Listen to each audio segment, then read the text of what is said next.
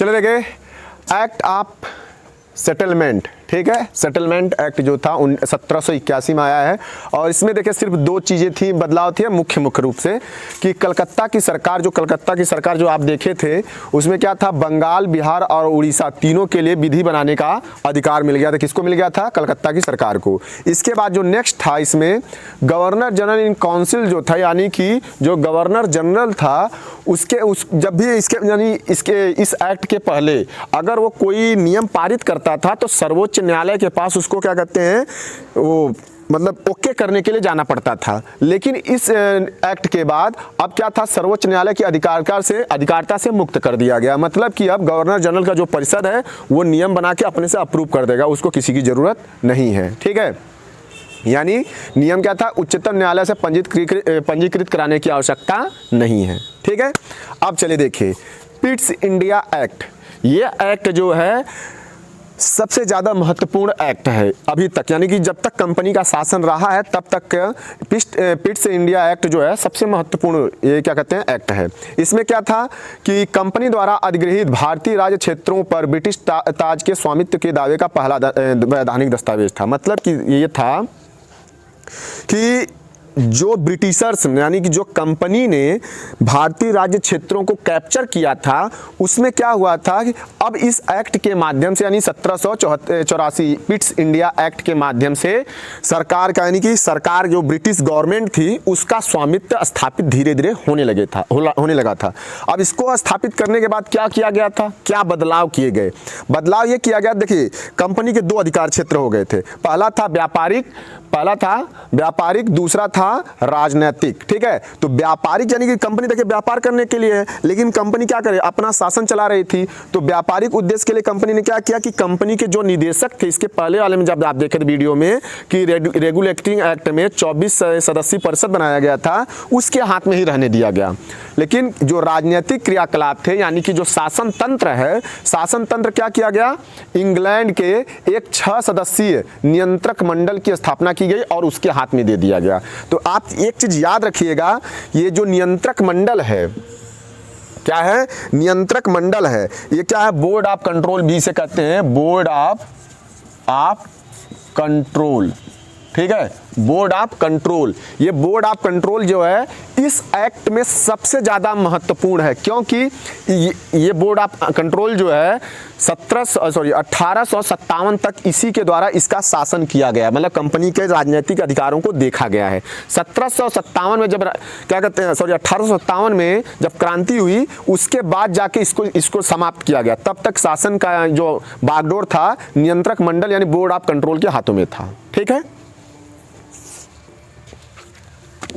भारतीय उपनिवेश के 2 शासक थे उस समय, मतलब कि पिट्स इंडिया एक्ट के बाद 2 शासक हो गए। पहले शासक जो थे कंपनी के निदेशक बोर्ड थे, दूसरा शासक कौन हो गया, नियंत्रक मंडल के माध्यम से सम्राट हो गया। ठीक है, अब इसके बाद क्या था, इसमें गवर्नर जनरल को, जो गवर्नर जनरल था उस समय, उसको ये अधिकार दिया गया कि जो प्रांत में सरकारें हैं, यानी उनके अधिकार क्षेत्र में आने वाली सरकारों को वो क्या कर सकते थे, बर्खास्त करके दूसरी सरकार ला सकते थे। ये भी अधिकार मिल गया।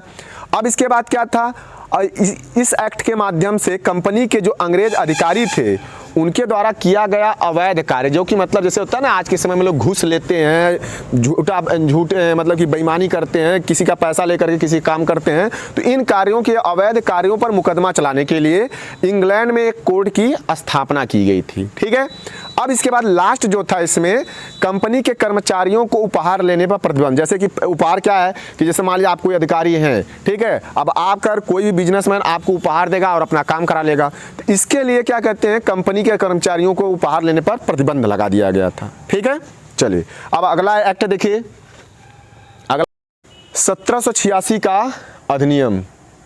1786 का अधिनियम 1786 का अधिनियम क्या था, गवर्नर जनरल को विशेष परिस्थितियों में अपने परिषद के निर्णयों का विरोध कर सकता था, यानी को खत्म कर सकता था, मना कर सकता था। ठीक है, कर सकता था, मना कर सकता विशेष परिस्थिति में।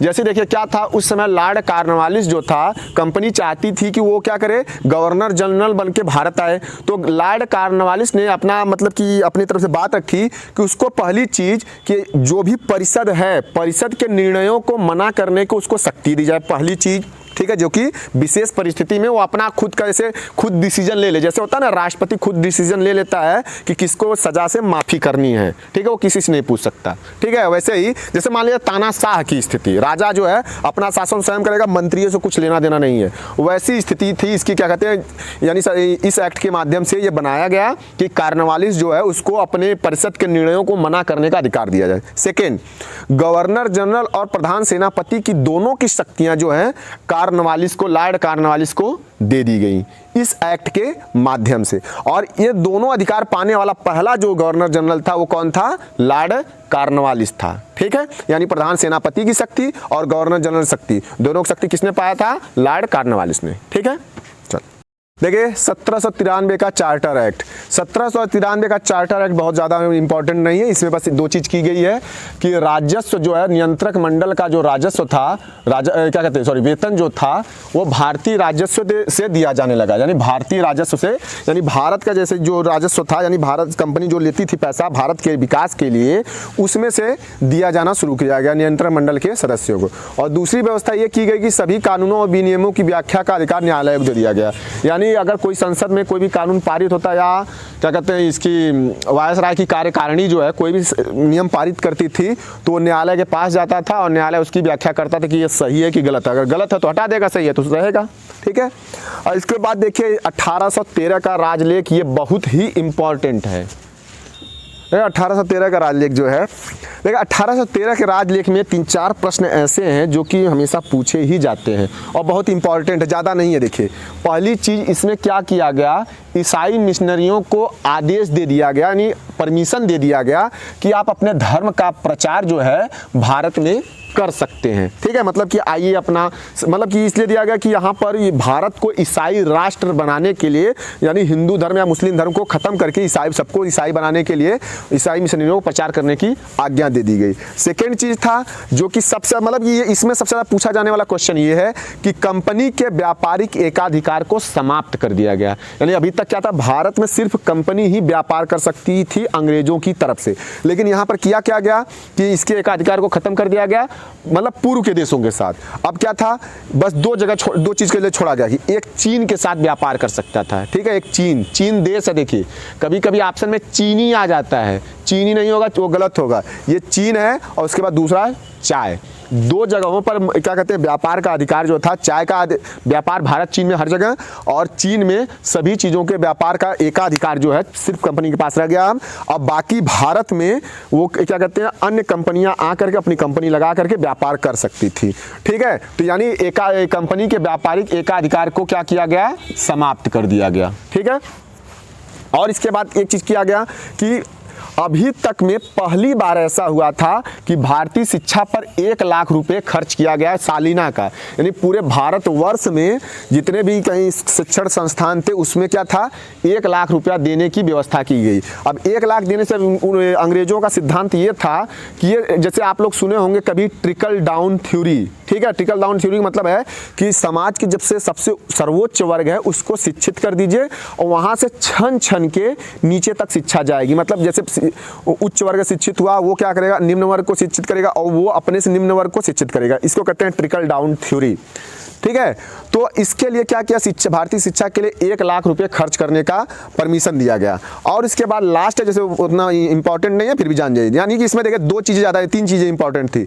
ईसाई मिशनरियों को क्या कहते धर्म प्रचार की आज्ञा मिल गई, कंपनी के व्यापारी एकाधिकार को खत्म कर दिया गया लेकिन चीन और चाय को छोड़कर, और तीसरा था भारतीय शिक्षा पर 1 लाख रुपए खर्च का। ये 3 चीज़ें इंपॉर्टेंट थी। एक चीज़ और जान लीजिए, स्थानीय स्वायत्त शासित संस्थाओं को करारोपण का अधिकार, जैसे वर्तमान समय में हमारे ग्राम प्रधान होते हैं वैसे भी स्थानीय स्वायत्त शासित संस्थाएं थीं। उस समय क्या कहा गया, जैसे अभी तो प्रधान हम लोगों से कर नहीं लेते हैं लेकिन उस समय के प्रधान जो है कर ले सकते थे, ठीक है, ऐसी व्यवस्था की गई।